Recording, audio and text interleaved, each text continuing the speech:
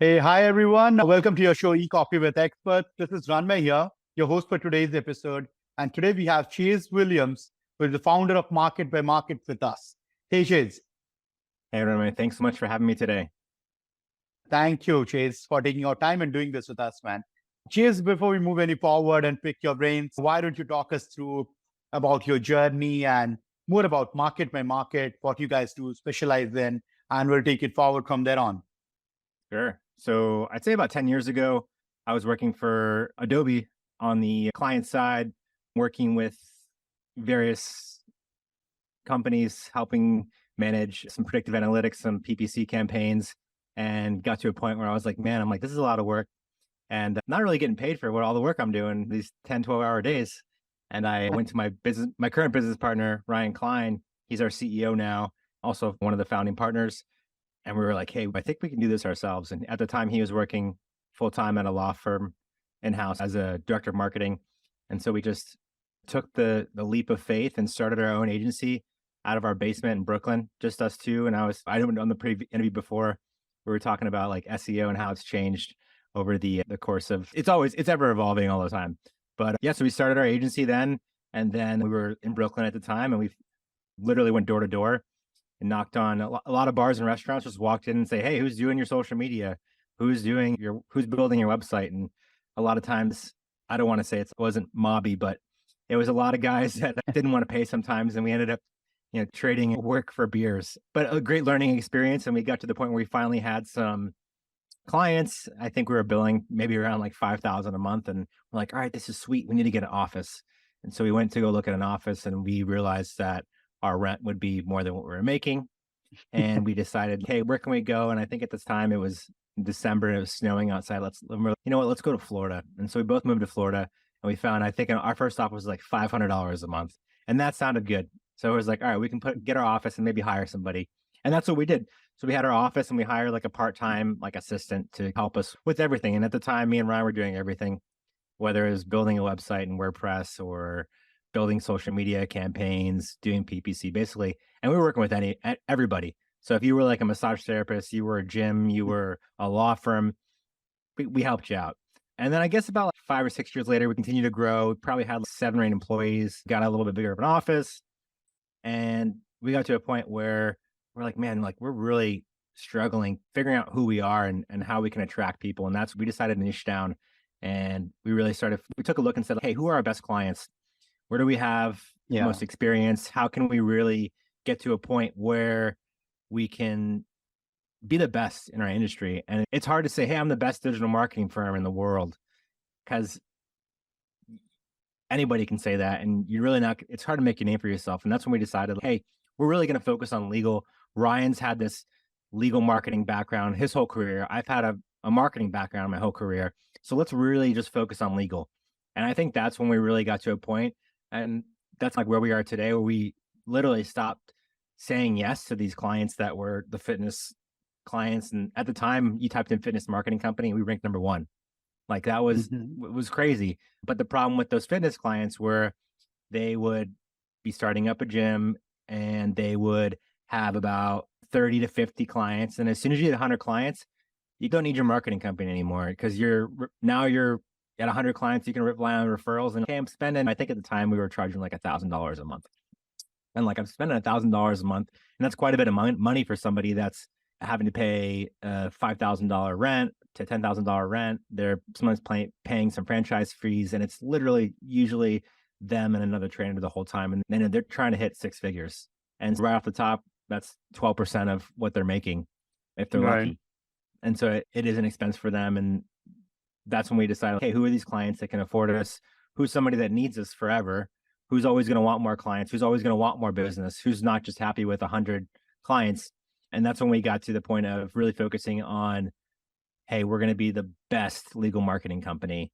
And then we just really started going after the legal vertical and started going to the conferences, the branding on our website. Instead of going to the front page and saying, hey, we're a marketing company, we can help you out with everything, we pivoted to legal. And then down the line, we pivoted basically just to SEO. And I think 96% of our business now is just SEO. We don't do PPC at all. And at the time, we were doing everything. And there are certain circumstances where we will take on clients and do basic pay-per-click where we're just we're protecting someone's brand name and just bidding on their brand name. But we just really found a great team around SEO. We found some great processes, I think, which we'll talk about a little bit later, and really got to a point where we just built a machine.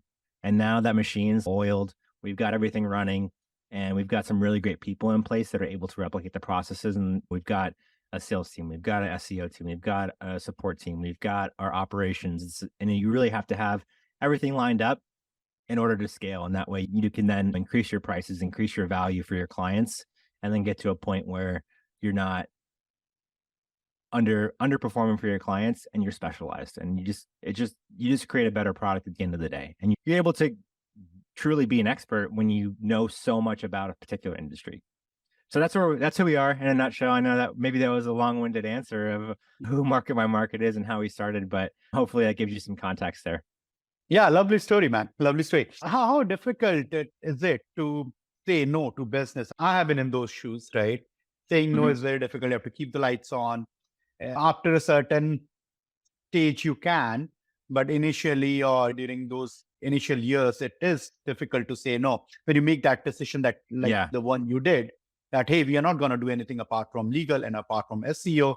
Tell us to our viewers, what was that first experience of saying those no's to the businesses and Yeah. looking at those revenue not coming in? How was it? Ranmay, it's so painful to say no. Yeah. It is, because you see that dollar sign and you're chasing the dollar. If you're a business owner, an entrepreneur, you're chasing that dollar. But a lot of things come with that dollar. So it's like, hey, I'm going to take on this client that's let's just say a dentist. And I know nothing about a dentist. And then you run into all these issues where it's like, hey, I'm not allowed to be called this specific thing because I didn't like a perfect example would maybe be like in the real estate industry in the United States. So there's a real estate agent, there's a broker, and there's a realtor. And that's like a realtor is like a trademark term. And so there's so many things, especially when you're doing SEO around content, where like one, there's just a huge learning curve. But to answer your question, it's so hard to say no. And it has to do with the dollar sign, but it's really the best decision. And I think it applies to life too. Because if you say yes to everything, you just get spread so thin. And I think you can get to a point where you have leads coming in and you see that lead and you're like, oh, this is a shitty lead. And I want to get to a point where I can be like, goes through life too. Like when you want to go to dinner and you want to make sure sometimes you just got to say no. And so you can focus on other things that are important. It really needs to be like, hell yeah, oh man, we got this lead. Hell yeah, this is like our bread and butter. Let's do this. And if it's not that, it's okay to say no. And at first it's going to hurt to say no. But at the end of the day, it's like the things you say no to, the clients are going to be clients for 3 months. The clients that don't align with like maybe your core values, the clients that don't align with your current processes. I think the only time it's okay to say yes is if it's something that really excites you. And you're like, hey, oh man, I haven't worked with a dentist before. This is a good opportunity for us to learn and maybe start to verticalize in dentistry as well. And that's what we did too, is we got really good at medical. And we're like, hey, I'm sorry, we got really good at legal. And then we were like, hey, this kind of translates well to medical because it's really like the clients you're dealing with, they're really well educated. They get the value of a marketing firm. They have the budget. And I think one of the things that's hard for me it's always been hard for me is like when you have somebody that's like an entrepreneur and you're talking to them and you're like, hey, you got to spend, you said in the beginning, you got to spend $500 a month. And they're just like, their eyes light up and they're like, oh man. And I always think of myself when I was looking for that office and I'm like, this is what we make. So I think it's as long as the value's there and you can deliver that value, you can get to a point where you're working with clients and you're like, hey, it's going to be $10,000 a month. And they're like, I see the value and this is going to make $1 million for me. Definitely. Let's do it. And so having that connection, and maybe that's not what you want to do in terms of like your strategy or how you want to approach your business, but it just has to align with your long-term goals. And I think in the beginning, when you're first starting agency, for anybody out there that's listening, you have to say yes to everything, and because you have to learn, and you're gonna hate some of the work you do. And that's like you get to the point where you're like, I'm sure you've seen those leads come in where, yeah, I know you work with digital marketing agencies, Ranmay. So you see the leads come in, you look at the website and you're like, oh man, this client's gonna be a nightmare. You just know it. Or even that first phone call you have with somebody and you're like, this person's not listening to me. They think they're the expert. And I think that's one of the things, if you can establish that you're the expert and you're like, hey, you're hiring me to be the expert here, listen to me as an expert. And those, like when you have that mutual form of respect, hey, I respect you and your perfection as a doctor, as a lawyer. I know you worked really hard. You did an extreme amount of school to get there. Like, listen to me as well. I've been doing this for 10 years, 15, 20 years, whatever it is. And I'm the expert because of this. On the flip side of things, if you're just starting out an agency, there is like some level of fake it till you make it.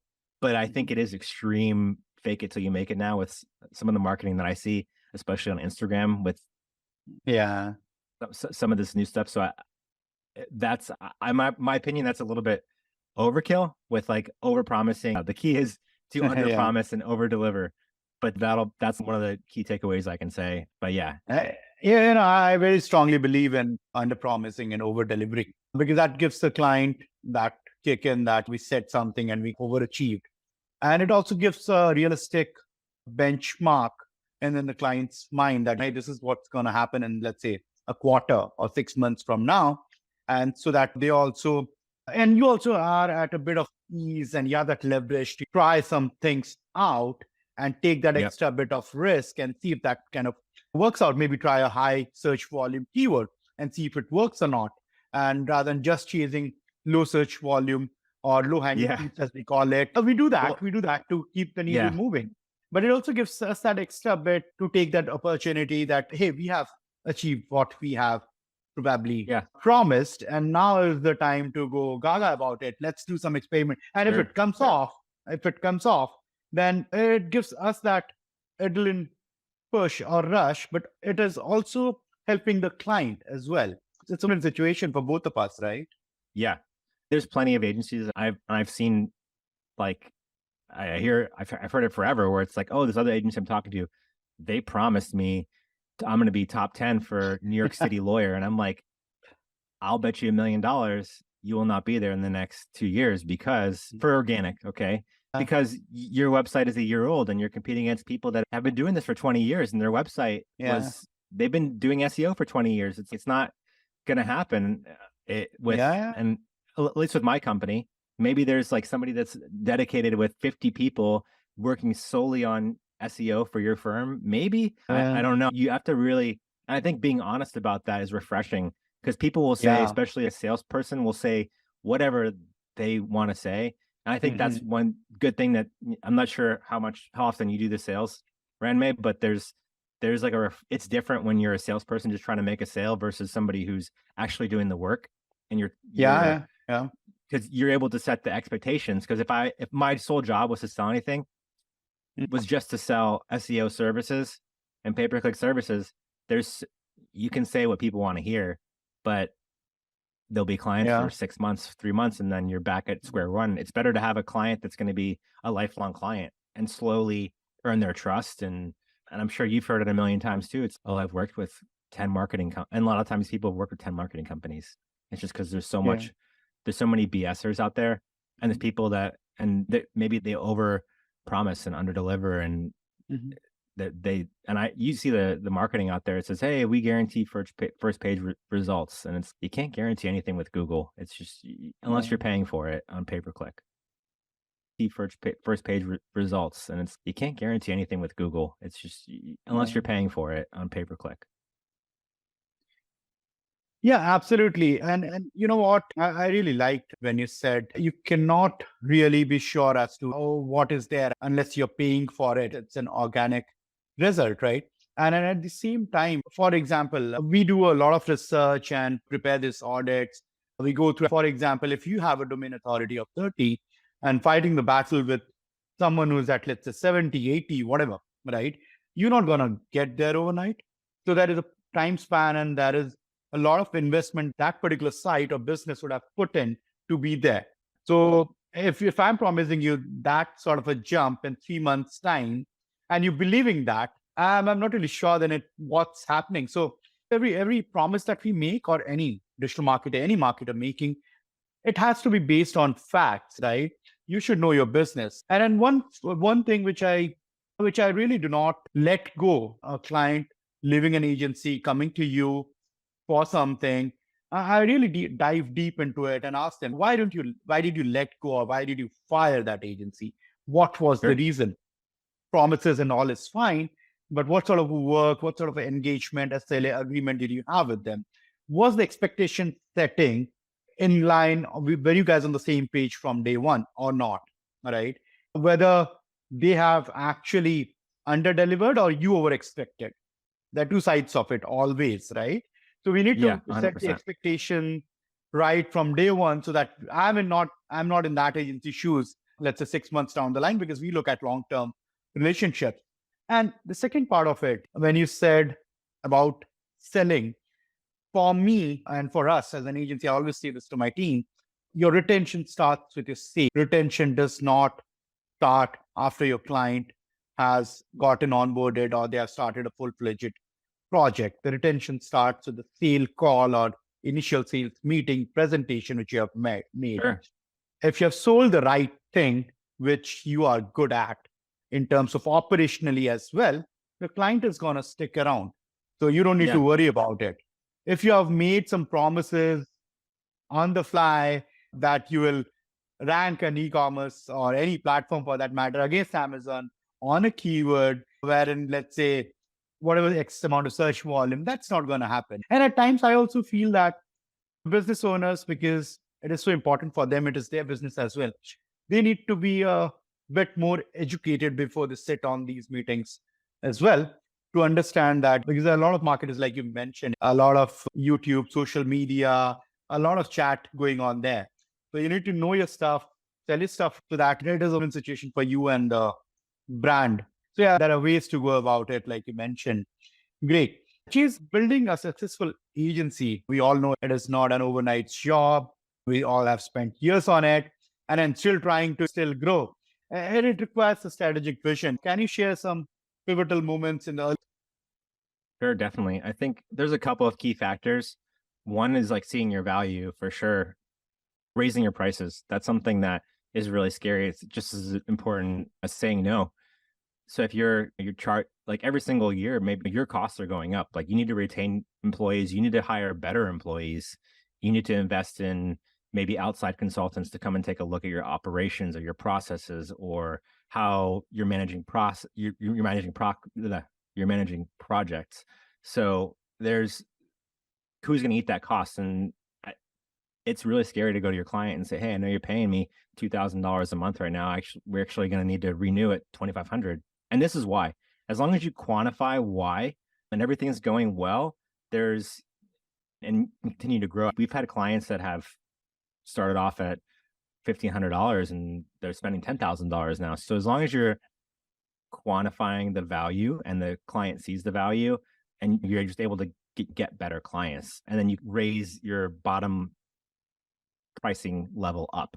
So let's say right now your minimum client spend is $500, and you got to take a look back and sit down and look like, hey, how much does this cost us?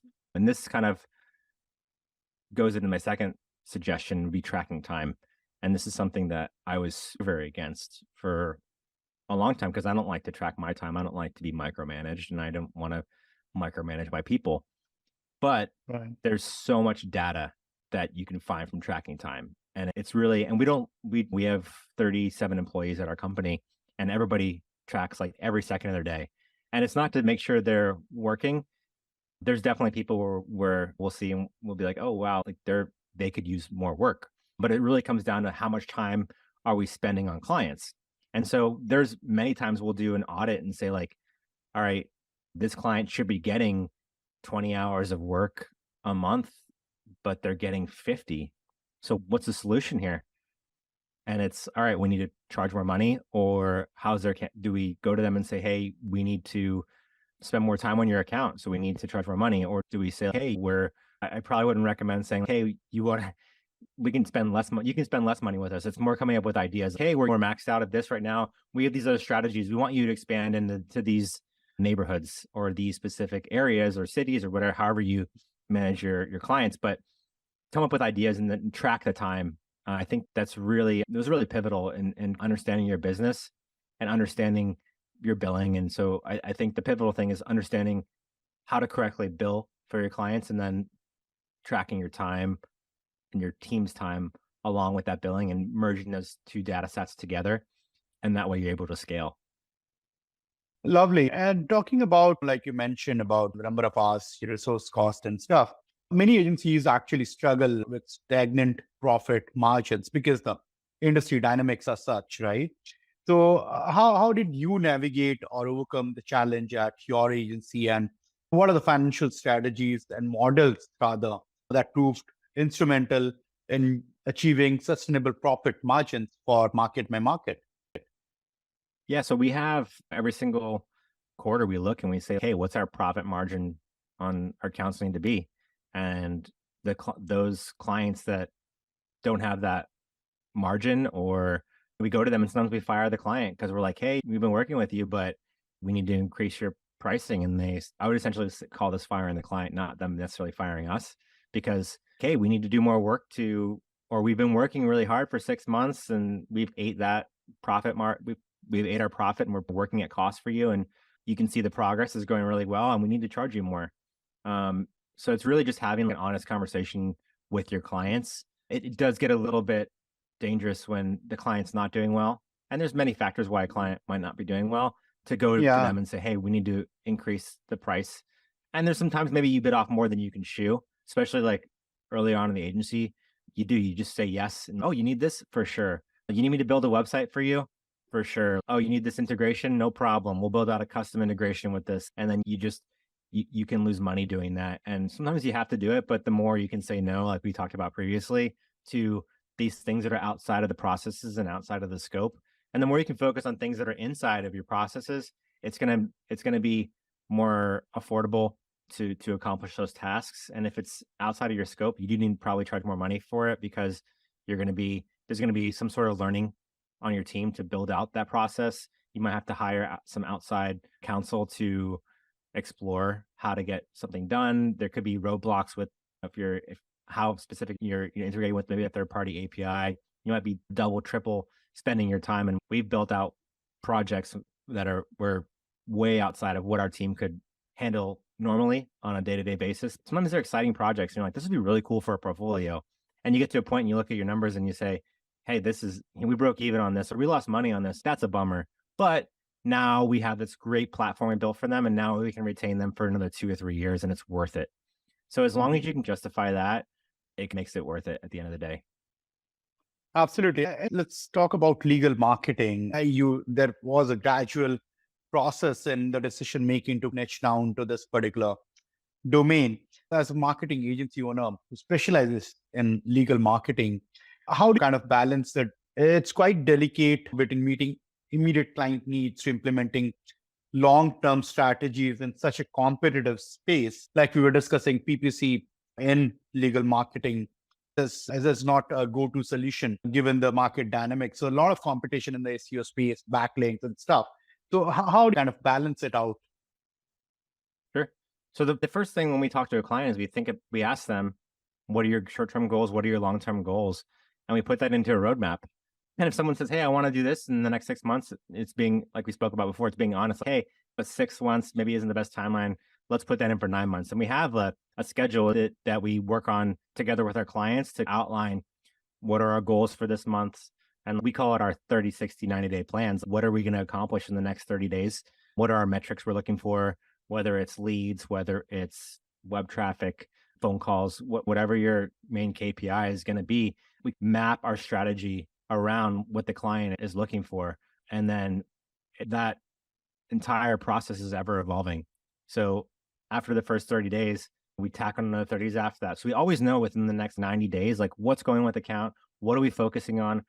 Because you get to a point where you might be doing, especially with SEO, which is very different than pay-per-click. Like pay-per-click, it's instant and you can make changes instantly. So if you start getting some leads that maybe aren't favorable right away, you can do a negative keyword insert. You can put a bunch of negative keywords in the campaign and you'll stop showing up for that. So like a perfect example in the legal industry is, maybe we wrote an article. This is when we first started working together, and it was about like getting bit by a dog. And a lot of lawyers don't like those cases, Mhm. but maybe we didn't do our due diligence and ask them at the beginning. Or maybe they took those cases on before and it was fine. And now all of a sudden they're getting like 30 leads a month for dog bites, and they don't want that anymore. So it's like shifting the Mhm. strategy around. With pay-per-click, you can just say, "Oh, you don't want dog bite campaigns anymore? No problem. I'll turn the ad group off." or the campaign or however you set up your marketing. With SEO, taking the content down would be an immediate solution if you didn't want those cases. But really coming up with that cohesive strategy together where it's mapped out, it's Mhm. it's good. You'll avoid those roadblocks where you're starting the cases that you necessarily, as the lawyer, don't want to take on. Absolutely. Absolutely. And then, Cheese, we were hit by this AI storm sometime around this time last year. So, as AI continues to reshape industries and our industry in particular, how do you perceive its impact specifically on legal content creation, which is a difficult niche to create content? And we see a lot of actually lawyers and advocates, they are at the back end of creating content for legal firms or marketing agencies who do legal marketing for that matter. Are there any particular aspects of legal sector where, as per you, AI has shown notable transformative effects? And what is your take on it? Where are we headed? Yeah, that's a great question, Ranmay. There's a lot of opportunity, and it's I've seen in the US specifically, there's lawyers that will try a case using AI. And it's dangerous because I'm not sure if you saw the article where this lawyer went in and used ChatGPT to basically create their argument. And ChatGPT decided to create this case law and these cases that didn't exist.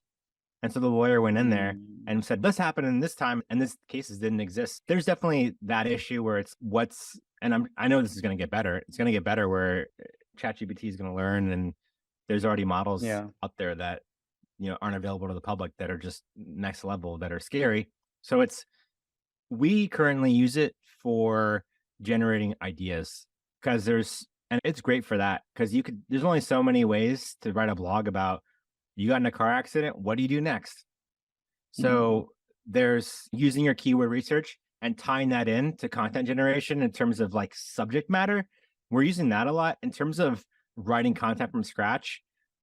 We've got content writers in house, so we're attacking that with our content writers, but using it for proofing is really great too. Once our content is written by our content writers, they go in and proof it via ChatGPT for any grammatical errors or any type of like maybe yeah. subject matter errors. That's really great. And then you can have a second set of eyes. But that's how we're using it right now, is just really for creating some better ideas. Like when the SEO team is doing their keyword research, they come back and say, hey, here are some keywords that we want to, focus on, or so there's some opportunities in the market. And then we go to ChatGPT and say, hey, here's load in all the previous data and say, here are the blogs we currently have. Where's the gap? Can you help us come up with like maybe 20 ideas? And then out of the 20 ideas, maybe there's 5 we grab and say, all right. And then our content writers go in and write those 5 ideas. There's also opportunities for outlines. So it's, Mhm. hey, here's the background of the client. And we built out like specific prompts that just work for us and work for our clients. And maybe it's like, hey, write me 5 bullet points. And then the writers go in based off of those 5 bullet points and write the information. But people are getting, especially with the new plugins for OpenAI and like them opening it up to a marketplace, I think there's going to be disruption very quickly. So I'm excited to see that. Yeah, absolutely. I'm also excited. Yeah, it's still getting its groove. It's going to take time, but humanization of content is still what's required at the end of it for sure. Because any, let's say, website content, for example, the decision making to purchase a product or a service has to be made by a human at the end of the day. So those storytelling aspects of it, emotional aspects of it, still Sure. missing, right? Yeah. I just like thought of something really funny as I finished speaking last time was I remember 7 years ago using like content spinners to just do PBN type work. And the content was just so bad.